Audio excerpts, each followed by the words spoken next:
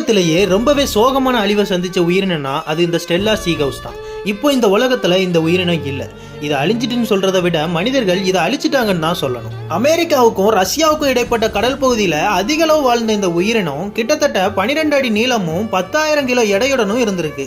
1741 பெர்ரிங் C பகுதியில் பயணம் செஞ்சுட்டு இருந்த ஒரு கப்பல் கடல் சீற்றத்தினால ரொம்பவே பாதிக்கப்பட்டு பெர்ரிங் தீவுல கரை ஒதுங்குறாங்க. அங்க இருந்த மாலுமிகள் ரொம்ப நாளா எதுவுமே சாப்பிடாதனால அங்க இருந்த சீ கவுஸை வேட்டையாடி சாப்பிடுறாங்க.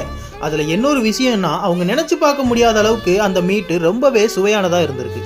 ஆனா இதுக்கப்புறம் தான் இதோட அழிவு காலமே ஆரம்பிச்சது.